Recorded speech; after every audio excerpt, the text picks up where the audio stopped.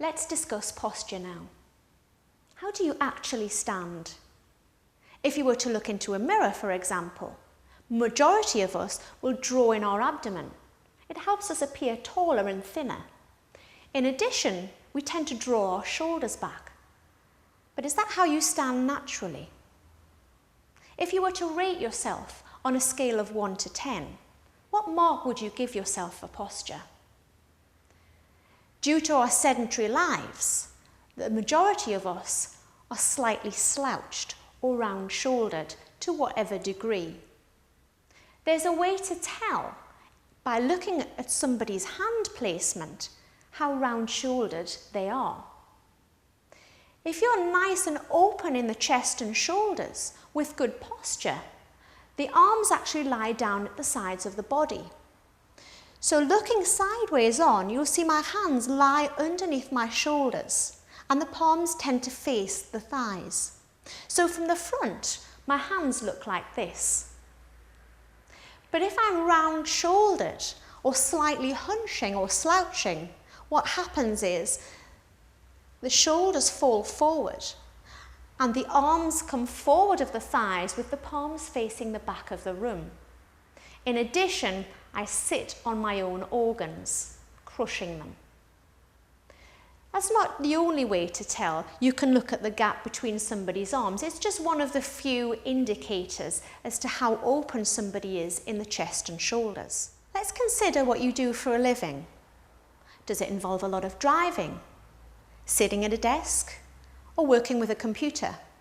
Maybe all three. Let's consider the effects of sitting with poor posture.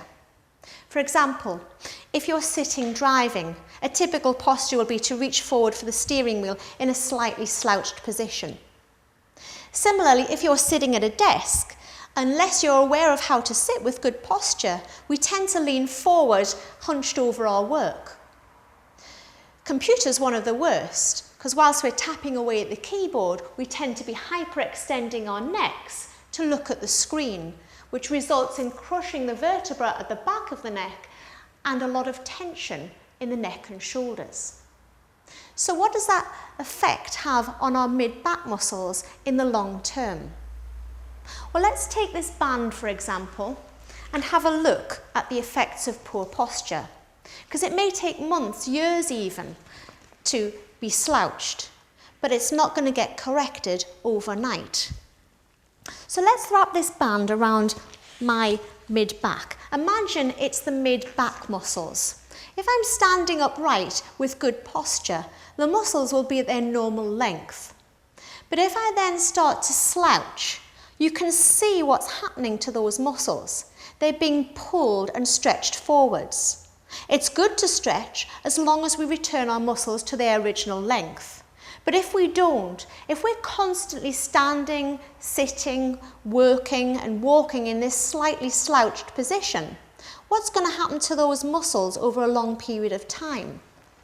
They're actually going to overstretch and lose their ability to contract. So we have a situation where we've got a loss of strength in the mid-back muscles. Conversely, at the front, the chest and shoulder muscles tend to tighten, shorten, and contract. So how do we address that? It's all well and good to say, pull your shoulders back. But how long are you actually going to last? 10 minutes? 20 if you're lucky, before the mid-back muscles are so tired, they're going to want to fall forward again. This is where Pilates comes into its own. It's really about rebalancing the body, front and back, left and right, weak and strong, to bring the body back into alignment so that it can work more harmoniously and efficiently with minimal effort. So Pilates will give you the awareness to stand taller and appear thinner, whilst at the same time building the strength and endurance in those muscles that will support healthy posture. A comment often made to me by my clients over the years is that when they've bumped into some friend that they haven't seen for a while, the friend often comments that they look different. There's something different about you. You look thinner, you look like you've lost weight. They haven't really lost any weight. All that's happened is they've started to pull themselves in and walk taller with better posture. And that's really just the effect from doing Pilates.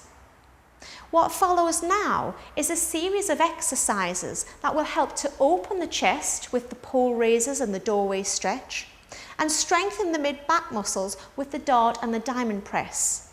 And when you've been doing these exercises for a while, it will give you the strength and the awareness to have much better posture.